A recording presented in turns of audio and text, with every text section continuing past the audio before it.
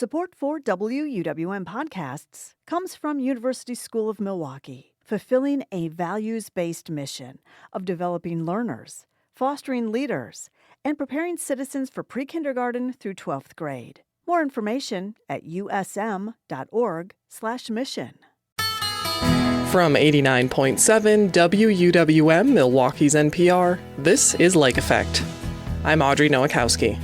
Today, we'll look at the lack of regulation around facial recognition technology by Milwaukee police.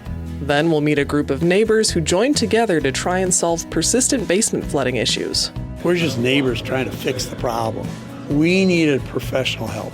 Plus, we'll visit a local coffee shop serving up a drink in honor of Bad Bunny and his recent success. It's actually making me proud that someone that started the same way that most of Puerto Ricans start, having success. It makes me very proud because all of us start somewhere. All that's coming up on Lake Effect.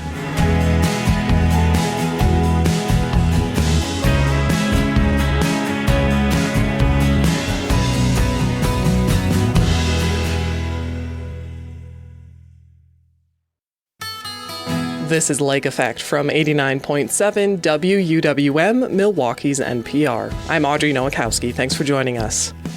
There's been a lot of talk about facial recognition technology used by Milwaukee police. It all came to a head at last week's Fire and Police Commission meeting. It was revealed at the meeting that MPD was using the technology without a policy in place. Katie Kinsey presented at the meeting. She's Chief of Staff at the Policing Project at NYU. She joins WUWM's Jimmy Gutierrez to talk about the concerns around the use of facial recognition technology, or FRT. What are the concerns around facial recognition technology, and what are you all finding? It certainly is and has been ubiquitous. I think sometimes people don't know that there are law enforcement agencies that have been using facial recognition technology for over 20 years. Certainly the technology has advanced in that time. You know, the facial recognition of 20 years ago might not look exactly the same as today, but it is been an AI-powered technology that agencies have used for a while. And I think our biggest concerns are that it can be hard to even make a recommendation, even as an expert who's concerned with the civil liberties and civil rights impact of this technology. It can be hard to say to communities, you know, yes, the costs outweigh the benefits, or the benefits outweigh the costs of this technology, because there has been so little transparency around how law enforcement has used this technology.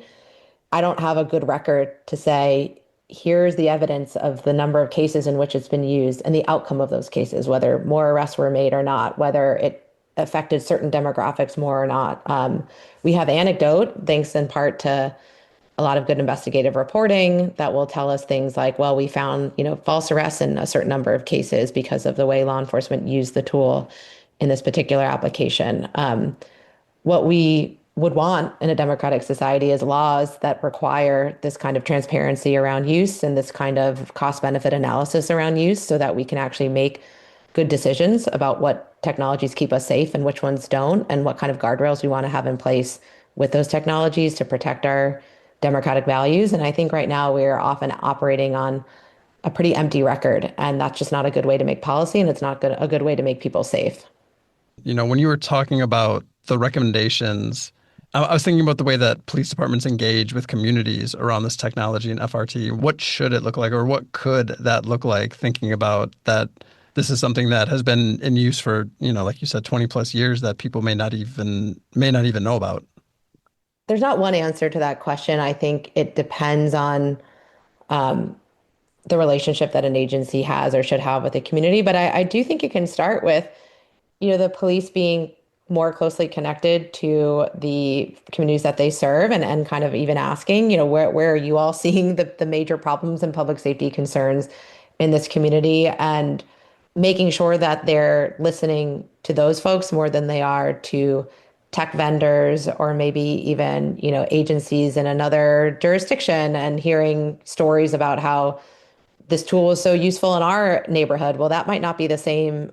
They might not have the same needs as your community. So I think making sure that that kind of expertise of the local community is being taken into account about what they need to be kept safe, where they're feeling there are gaps, what they are concerned about, is a good starting place. And then I think it's a matter of, these are sophisticated technologies, and certainly we think there's situations in which they can have public safety benefits. Unfortunately, the kinds of stakeholders that are involved in these conversations tend to be like the tech vendors themselves, and they don't have the sort of regulation in place to make them, I would say, be as transparent as they should be about what works and what doesn't about their products and the situations in which it doesn't work. So I think engaging with, there are typically like academic institutions and experts in those communities that can help and provide even just the right questions to ask of these vendors about these tools, to say, make sure they're telling you what data they're using to train their model. Make sure they're showing you why the model that they're developing is going to work on the data that you're actually using as the policing agency, and getting some help from some of those experts to make sure that they're asking the right questions to prove that the tools work. Then I think it's auditing and reporting on these tools, and making use of things like pilots to say, all right, we think we've talked to the community. They're concerned about how there's too many stolen cars getting away. So maybe they want to consider the use of another technology called an automated license plate reader. And then they've talked to experts about how to evaluate these license plate readers, and they feel relatively confident that they've asked the right questions of the vendor that they're looking at, that they can make sure that this tool should work in their community and their use cases. Well, you don't have to sign up for a 10-year or lifetime contract for that tool. You can test it out. You can say, we're going to deploy this tool in a limited area for a limited amount of time. We're going to track how it's used. We're going to see whether we're getting an ROI, a return on our investment. We're going to see how the community feels about it after we've used it for a certain amount of time, and use that sort of limited time-bound pilot to really make sure it's working for law enforcement and it's working for the community. Yeah, so much of what you're talking about is the relationship a department has with its community. And I'm thinking of Milwaukee Police that just kind of like talked about how beneficial this tech has been in making a couple of arrests.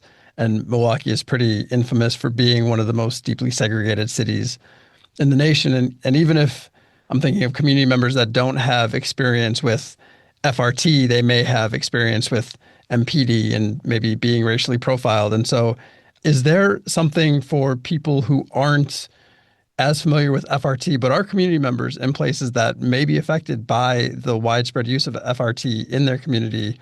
What's something that they should know if they're not following this issue as closely? I think one thing to know is that if you're in a medium, large city in this country, your policing agency is probably using some sort of surveillance technology. And I think what you should know is that the lawmakers in your community, your city council, your state legislators, they have the ability to make sure that those law enforcement agencies are more transparent with the public. There's been a bit of a movement for agencies to have to develop use case inventories. The federal government requires this actually of federal agencies, not just law enforcement, but to say, here's the tools we're using. That's a good place to start. Like, here's what we're using. Here's what we're using it for. We've got a list for you up on our website. You can do that under state law, under city law in most cases, and start to get that transparency. So those Democratic lawmakers are responsive to you as the public. Those Democratic lawmakers have the ability in most cases to regulate the policing agencies in their jurisdiction. So there is actually, power in sort of advocacy and collective action, and to make demands of that lawmakers, I would say, do their job and regulate policing agencies like the public agencies that they are. I know a lot of people are concerned about a lot of this data and information being shared with ICE at the moment. What do we know about the porousness of this kind of information, community information, making it hands into the federal government? Yeah, it certainly, I think, has been a concern, is a concern that's becoming more concrete with the way we're seeing it expose people to enforcement by ICE in these really difficult situations. I wish I had something more heartening to say about it. I think, there certainly are data protection best practices, data governance best practices, around things like deletion, minimization, around collection. And these are all things that can help make sure that there's less data for other entities to harvest, like ICE. I think, unfortunately, our data governance picture in this country is really behind the curve. So it's hard to say you've got a local community, they're working with a national vendor and saying, well, we're just going to create this database for our community and we have a policy where we're not going to share it with this federal agency, well, that national vendor might have something in their contract term that says something very different, and ICE might get it that way. So I think it's a matter of really having to be careful about the data that you're giving up to the vendors that you're working with, the data that you're even keeping on hand so that it's accessible. But I wish I had something more heartening to say. I think that the collection and storage and the way in which data can cross boundaries so quickly among jurisdictions is one of our biggest concerns, just institutionally, and something that we think doesn't get quite as much attention as the particular tools themselves. But as we're seeing now, data can really be the lifeblood of some of these really concerning enforcement actions taken by regimes that, might not be expressing the democratic values that we hold dear. That was Katie Kinsey, Chief of Staff and Tech Policy Counsel at the Policing Project at NYU. She spoke with WUWM's Jimmy Gutierrez.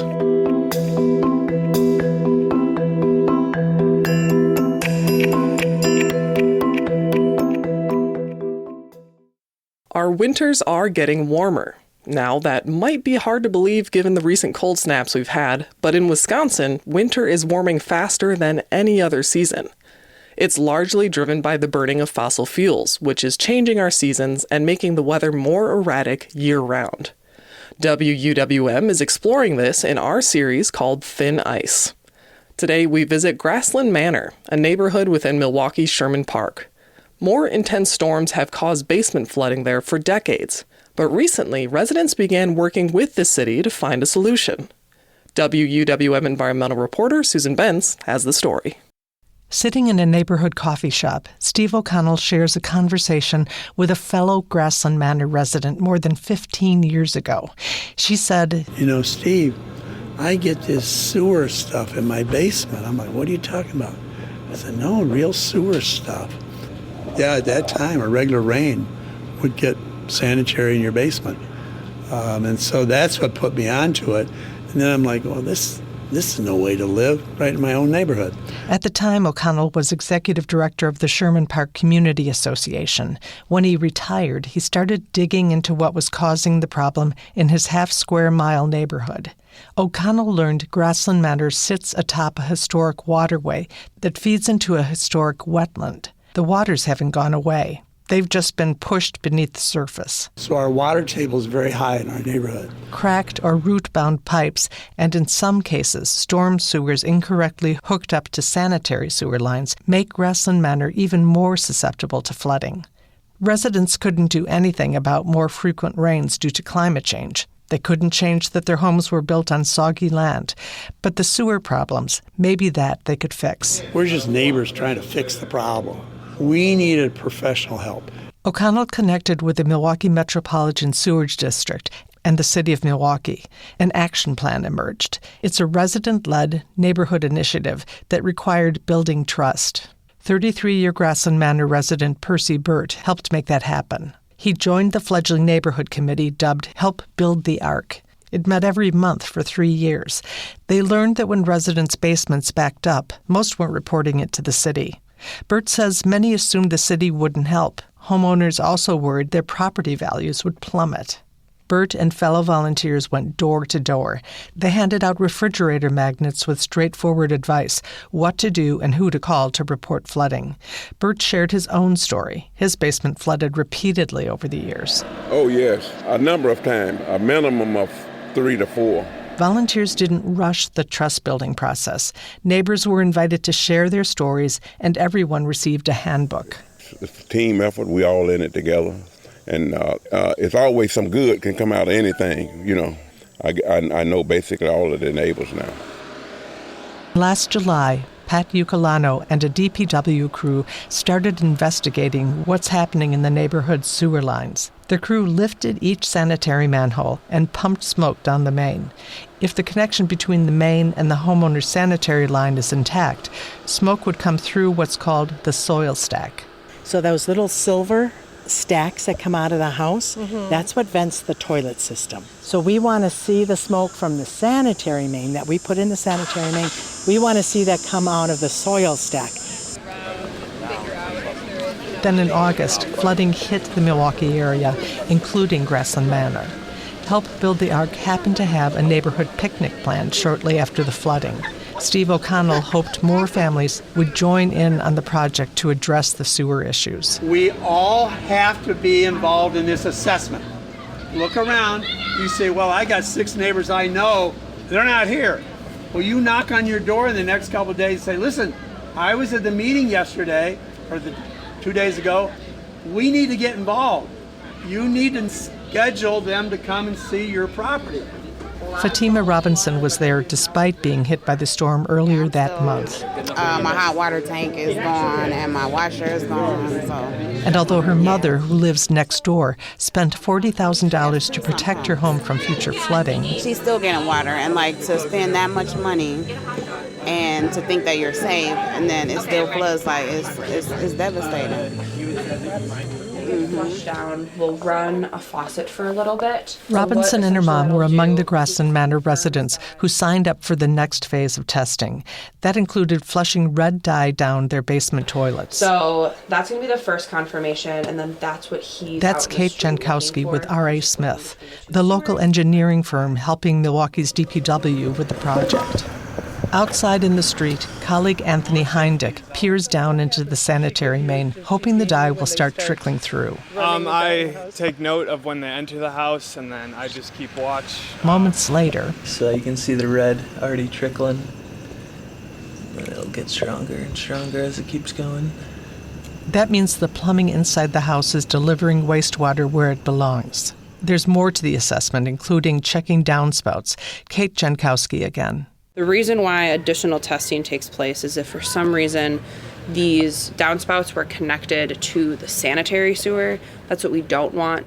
More than half of Grassland Manor's 218 households participated in the assessment. 80% of those participants need some sort of repair. One key reason is the age of the homes and their infrastructure. After 70-plus years, laterals are wearing out. The increasing frequency of rain, including during warming winters, and more erratic weather have only made the problem worse. This week, the Department of Public Works will send residents its recommendations. For some participants, it will mean replacing sanitary laterals. For others, sump pump installations.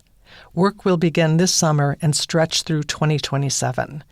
DPW anticipates 100% of the initiative's costs will be covered by a Milwaukee Metropolitan Sewerage District grant. Mike Dewar calls the moment a milestone. The 30-year Grassland Manor resident joined the neighborhood outreach effort from its inception. Steve found out I was retired, and he said, Mike, I got things for you to do. Dewar knocked on his share of doors, helped install rain barrels. He encouraged neighbors to adopt storm drains to keep them free of debris.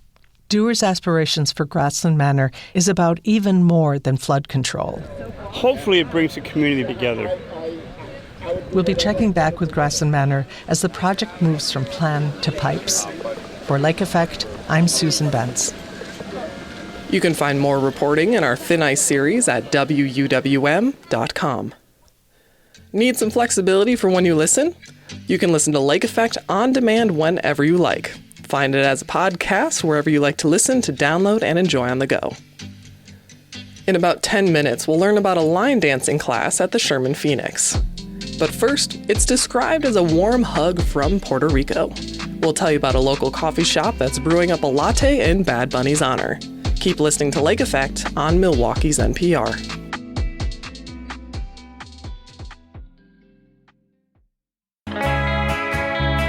You're listening to Lake Effect on WUWM. I'm Audrey Nowakowski. In case you missed it, Bad Bunny put on a halftime show that doubled as a love letter to Puerto Rico during last weekend's Super Bowl.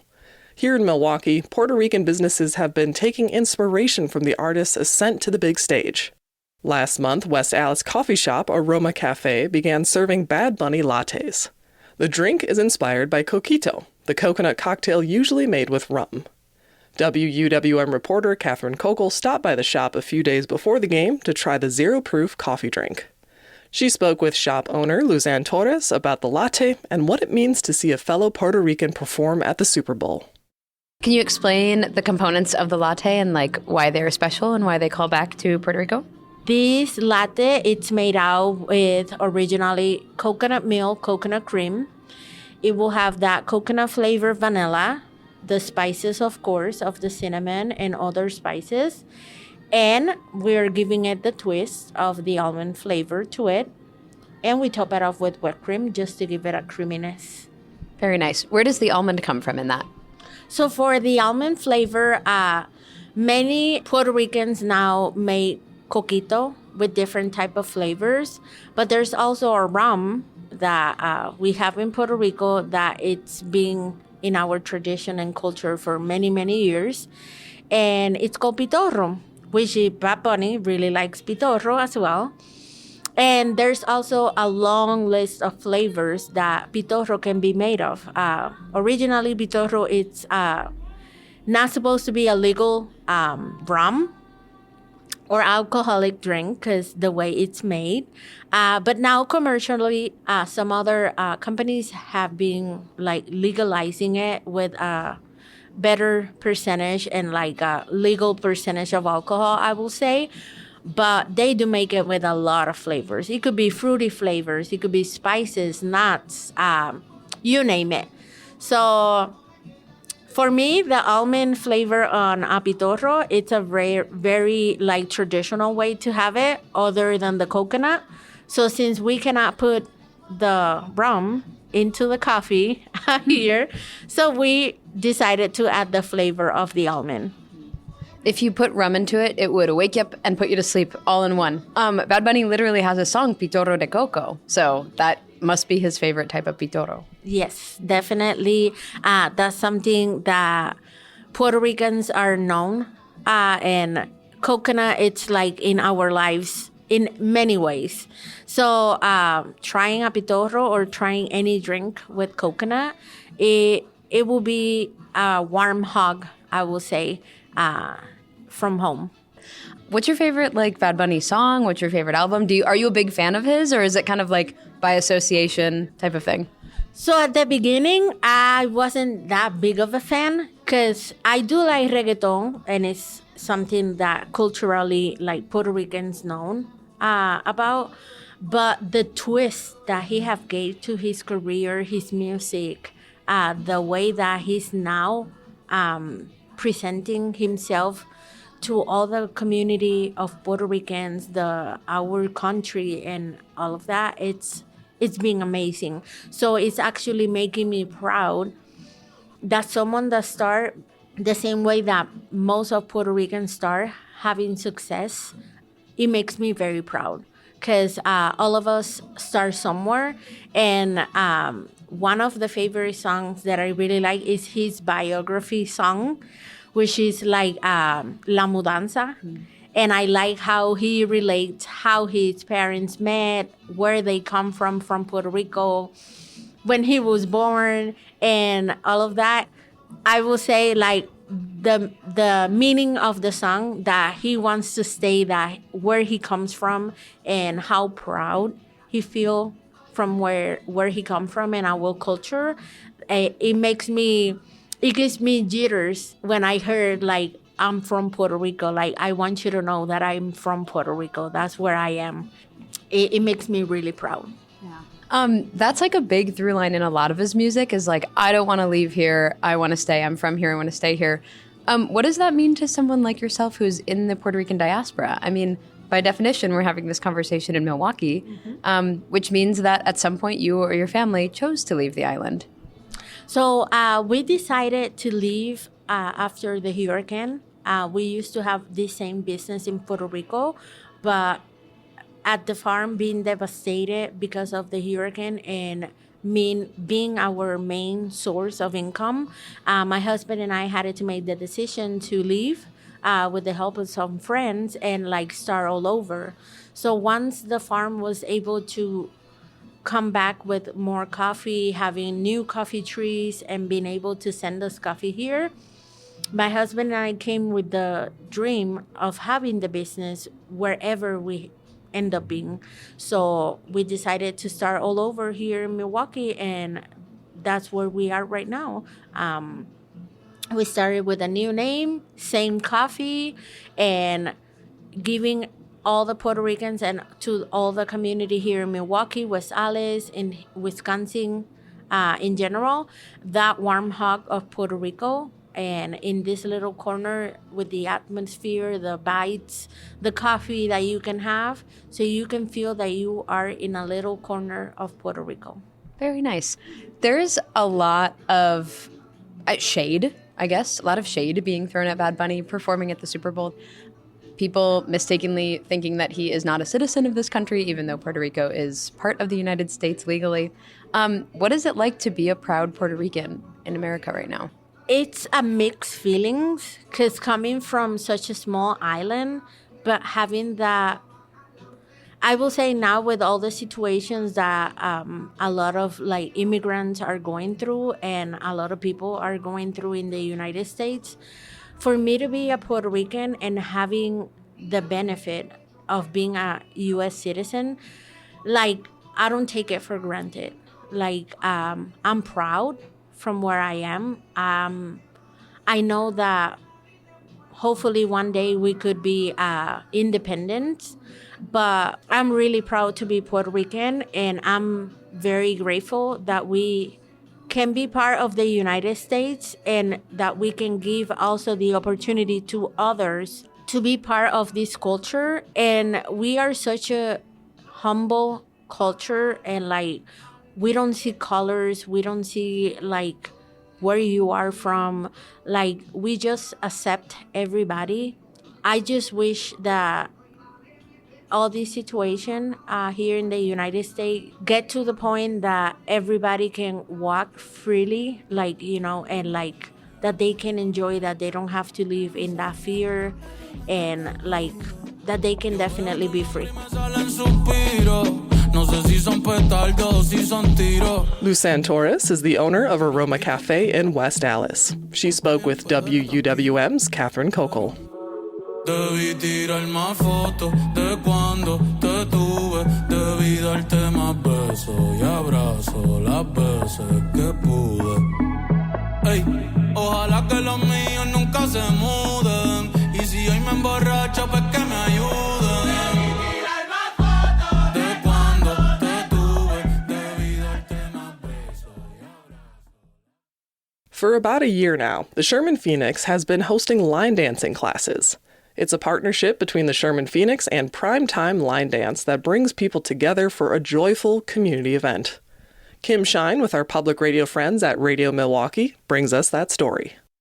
Step by step. And 5, 6, 7, 8, and pretty girl right, pretty girl left. Left foot and right. Tap, kick, out and lift, roll back, pretty girl again, pretty girl right, pretty girl left. These are the nights when line dancing takes over the Sherman Phoenix marketplace. They make you feel like you could do it. Like, I be feeling like I'm Janet Jackson when I leave here. And God knows I'm a long way from there. The requirements are few. Come as you are in comfortable clothes. Be ready to learn. But I gotta get with this line dancing. I just gotta get it. And if you don't have the moves, you'd better speak up. When I ask you, do you have it, you say peace. To have it, and you say pause if you need us to go over it again. Okay, peace and pause. I'll ask that throughout the steps. All right, so the first part of the dance, it's a pretty girl to the right and a pretty girl to the left. It looks like this. This free community event is an ongoing partnership between Sherman Phoenix and Primetime Line Dance, and this was the one-year anniversary. Kim Easley is the owner of Primetime and lead instructor. The year has gone very surprising. It's been really full of joy, full of community. We did not expect to have the kind of turnout in response to this, because it kind of just started as like, hey, let's just see how this goes. Kim's been dancing for more than 10 years, but her day job is being a full-time high school counselor for Milwaukee Public Schools. One time, she was asked to lead dance sessions for a wellness initiative at work. That led to a gig with Milwaukee Recreation and then the Sherman Phoenix. For me, in terms of how it makes me feel, it is definitely something that I consider as my own self-care. So certainly when you are engaging in any kind of self-care, it feels good. But more importantly, it's about the health, right? The mental health aspect, the wellness aspect of it. And we all need to be in the best mental state we can be to be able to be functional in what we do. You say pause. Oh, yeah. Pause. I got you. As a second instructor leads another dance, some in the crowd, like LaToya Russell, need a pause. You got it, or? I'm about 75% there. I got it. We got this. LaToya's been in the scene for a while, and it's been very positive for her. They're great. And like line dance heels, I was going through just a dark moment in my life. So it helped with your mental health. So I just kept coming. Nisha Joyner is also a regular. She brought her best friend, Lily Cross, who is still working things out. Yeah, I got 2 left feet, but I'm black, so I try. How do you feel you did? I think I did pretty good. I mean, I do Kim's classes on Mondays at Marshall through Rec, so I think it was an easy little pickup. And Kim encourages more people to try line dancing, saying she's heard it all, but with good instruction, anyone can catch on. I feel like we have a real opportunity to bring people out of their comfort zones, out of their social isolation, out of depression, out of being afraid to be vulnerable. These are things that people have told me, this is what this initiative has done for them. It's getting them out of a dark place. And so I think that's the biggest thing that I want to imprint here.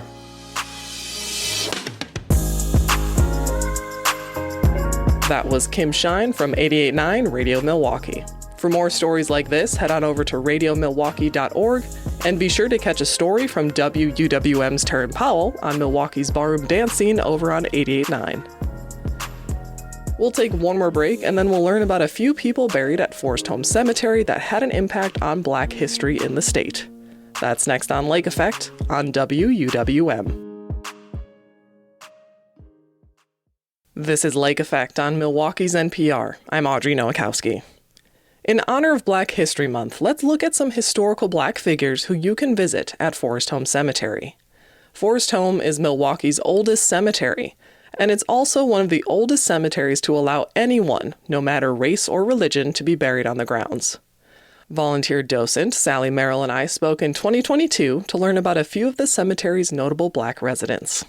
So you're a volunteer tour guide at Forest Home Cemetery. What drew you to this work? I've always liked history. I didn't grow up in Milwaukee, so I figured being a tour guide at Forest Home would help me learn Milwaukee history, which was correct. And I've always loved cemeteries, and there's a word for people like me called taphophile. So there's a lot of us out there, though we don't always recognize each other. That's a new word I wasn't familiar with. Thanks for sharing that.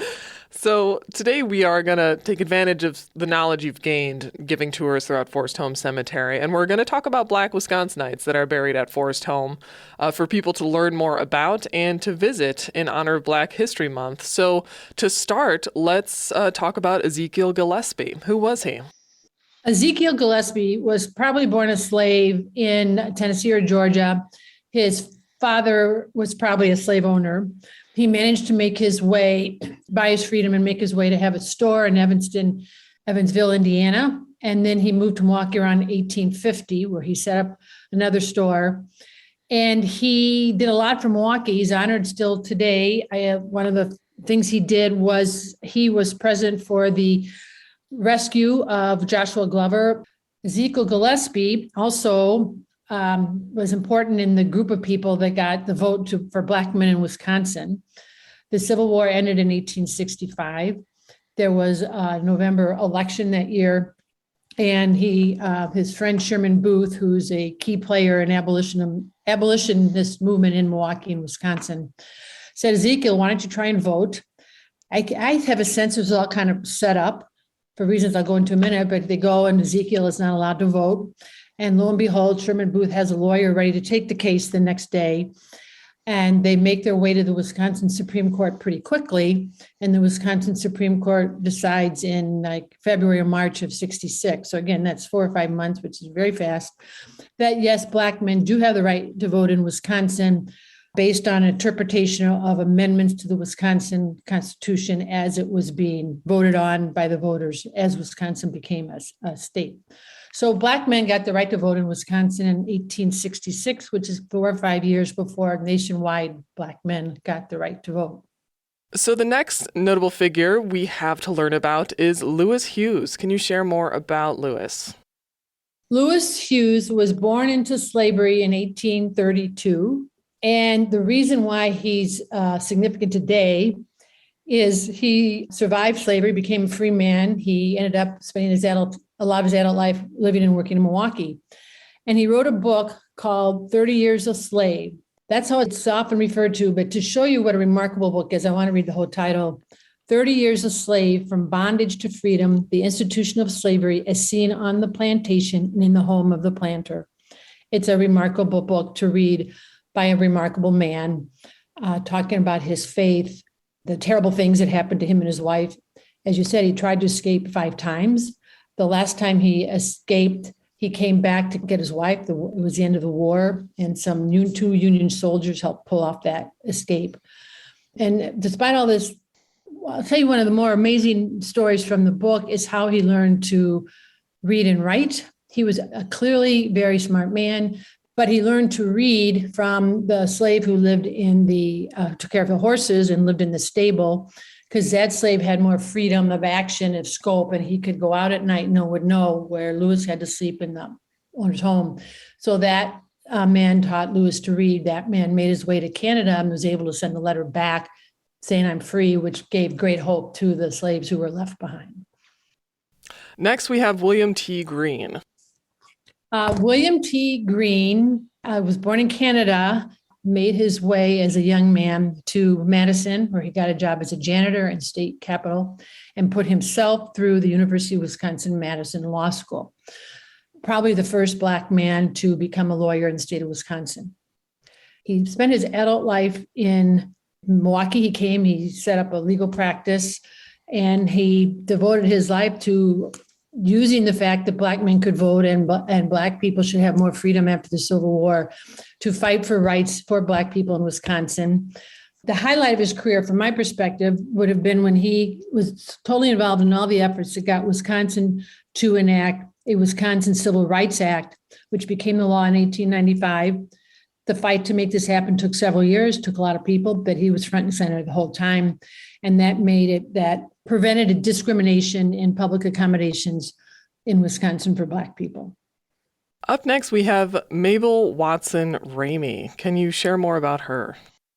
Mabel Watson Ramey was born in 1898, and she died in 1986. I think she's remarkable for everything she accomplished, and she did it pretty much by herself after fighting barrier and problems along the way. She, as a teenager, said she wanted to be a doctor. She was convinced by many to say, no, you can't be a doctor. Women can't be doctors. It is too hard for women to be doctors. She then got a BA from UW-Madison, first Black woman to do that. And she came back to Milwaukee with the goal of becoming a teacher. She got hired as a teacher in MPS and then fired 3 days later when the principal had found out that she was Black. From that story, you can guess that she has some white ancestors, and it was not clear to people that she was a Black person, except when they didn't know that looking at her, but when they told she's Black, they said, okay, you're fired. So she can't be a doctor because she's a woman. She can't be a school teacher because she's Black. So she decides to become a lawyer. She gets a job as a legal secretary. She puts herself through Marquette Law School, going at night. And when she came out of Marquette Law School, first Black woman to graduate from law school in the state of Wisconsin. And the second one, Val Phillips, was almost 50 years later, to show you how far ahead of her time Mabel Watson Ramey was. She couldn't find a job. So she got a job as a legal secretary, which is how she'd put herself through law school, but she's back as a legal secretary. And I think from that position, she was able to gain the trust and respect and started getting cases and ultimately had her own law firm and a long time practicing law in Milwaukee. Well, these are just a few of the many notable people buried in Forest Home Cemetery. For today, I want to thank you so much for sharing more. Thank you for having me. Sally Merrill is a volunteer docent at Forest Home Cemetery in Milwaukee. We spoke in 2022.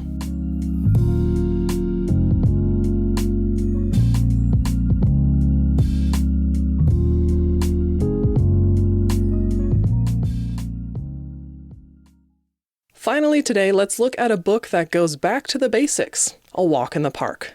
It's called Easy Walks and Paddles in Milwaukee.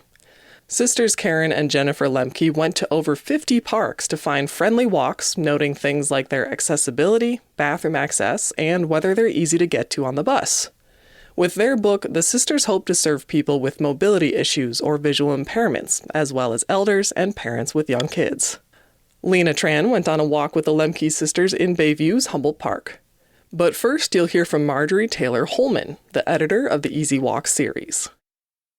There's a few things that make a walk an easy walk. The idea comes from Marjorie Turner Holman, a writer in Bellingham, Massachusetts, who edits the Easy Walk series. Not too many roots or rocks, relatively level with firm footing, and something of interest along the way. Water views, cool rocks, has nothing to do with distance because that's individual stamina. For any of us like me who has mobility challenges, trail surfaces make the difference, whether you can access an area or not. 30 years ago, Holman had a life-saving brain surgery that left her paralyzed on her right side. Easy walks became a huge part of her recovery journey. I overlook a lake here in Bellingham, and there's a little dead-end road. I walked there almost daily, walking as far as I could, typically walking with friends.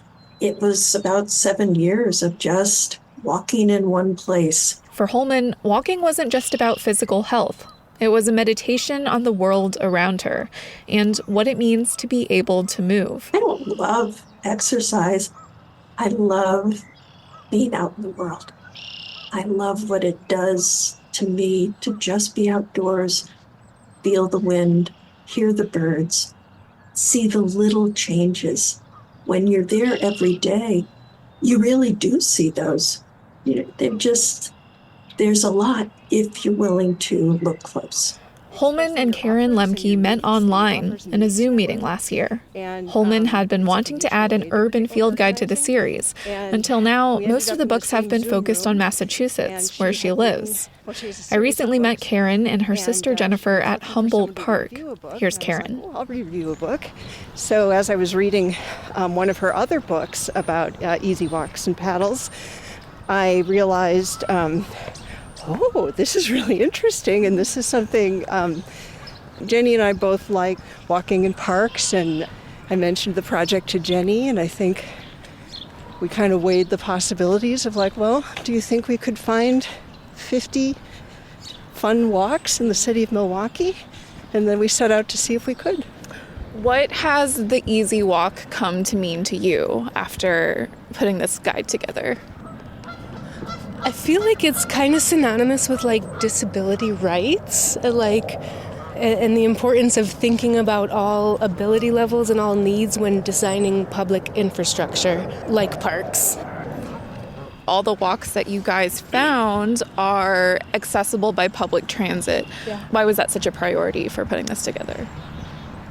Yeah, my spouse and I decided to go down to one car maybe 7-8 years ago. So that's just kind of how I think and plan about getting things done. So when Karen and I started doing this project, it was that's how I'm going to get to these parks. I'm not going to take our car when she's at work. And, that's not unique. There's tons of people in this city and outside of the city who are navigating without a car. So why wouldn't we focus on what's accessible to everybody? We've also considered how public transit is part of just transition climate solution, and the more we can normalize everyone using public transit, to me, the transit system in Milwaukee is one of our greatest assets. It's one of the things that being able to get around without having to have your own car is part of what the future looks like. So you mentioned, Karen, I think, that you guys would do this, you would choose a new park to go on a walk weekly and take notes in your phones. Just tell me about the process of putting this together. So Jennifer and I started researching parks, meaning going for a walk and then having a snack, researching parks in earnest in June and July. At first, I had printed out a bunch of pieces of paper for us to take notes on, and then I realized, wait, if I could if I could automate this somehow with our phones, that would make this a lot easier, and we'd also be able to include a snapshot, a photo from each of the parks. I made a Google form, and then we were able to do data entry, so to speak, which spit it all into a spreadsheet. And then also, because it was already like a data table and it had the addresses in it, I was able to put that into Google Maps, and then we now have an interactive map as well. They spent the next 5 months scoping out parks together. The sisters took note of things like trail surfaces, nearby bus stops, whether there are bathrooms or benches to rest on. I just want to point out, as we're walking on this paved path, we just walked over a section of repaired concrete. That's certainly a concern that comes up, is that paved areas are not going to be safe if they are not maintained paved areas. And people who use mobility assistance, if they have a wheelchair or a cane or anything, it's, much nicer to have maintained spaces. The sisters also describe interesting views and history and suggest nearby spots to get a bite to eat after your walk.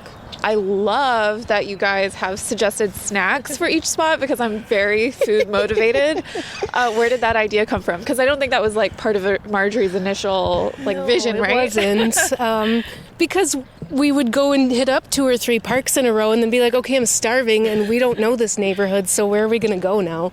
And then we're both kind of health conscious people. I've been vegetarian for 14 years, so sometimes it's like, where am I going to go? Yeah. So we started okay, if we're going to go explore this neighborhood, where are we going to eat? Who's got the vegetables? Yeah.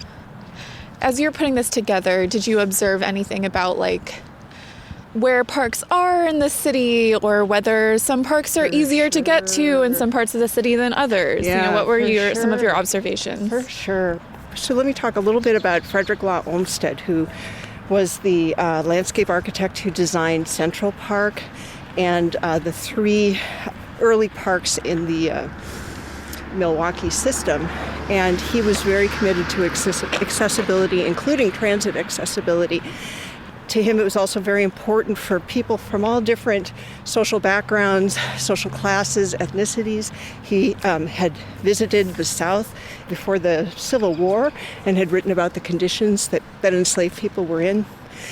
Really was part of what groundswelled the abolitionist movement in the 19th century. Anyway, so there's some of that history underlies the patterns of our parks. So there's some, beautiful intentions 130 years ago that as the city built out, places that were kind of intentionally marginalized, redlined, and through deed restrictions and other kinds of racialized ways of sort of saying these places are for us and these places aren't for you. There are certainly places on the north and northwest side and the south side too, that have less access to parks. But in general, 90% of people in the city of Milwaukee have access to a park within 1 mile. And the 10% who don't are in predominantly African American neighborhoods. Did any work on this project change how you see walks in your life or see public parks in the city? I feel more obligated to be more involved. I don't want to say politically, but with the local government and preserving these parks. I think this project has really opened our eyes to just how much has been put into building this thriving, comprehensive park system. And yet you can see in the more underserved neighborhoods, it's kind of starting to break down a bit. And I just feel pressure to preserve what we've invested in, and not let it fall into disrepair to the point beyond repair where people start saying, well, no, let's not give any money to the parks. Look what they've let happen to that park. Karen and Jennifer say their book is a showcase of the city that they know and love. Because I do get just tired of hearing the negative talk that comes from the suburbs, from people who don't know what they're talking about. It's a simple field guide, but with it, they're honoring the city's history and sharing a vision for the future. I've been thinking about colonialism and the structures of sort of what's been built upon layers of civilizations built upon each other, and how we erase, culturally, and its function of whiteness and all that stuff, to just pretend that there was nothing in Milwaukee before Solomon Juneau got here. And so I also wanted to tell the story about, there were amazing Native American villages here. A bunch of these diagonal roads, they are Native American walking paths that connect these ancient villages that predate Solomon Juneau by 200 years. We are a thriving multi-ethnic city, and I see that as such an asset. I feel like that's the future that this is the city I want to live in. This is the kind of future that I want to build and work towards. And if this book can be part of the conversation about accessibility, about recognizing that we need to make sure that our built environment is inclusive of everyone, I'd be overjoyed if our book could do that. That's Karen and Jennifer Lemke. Their new book is Easy Walks and Paddles in Milwaukee. For Lake Effect, I'm Lena Tran.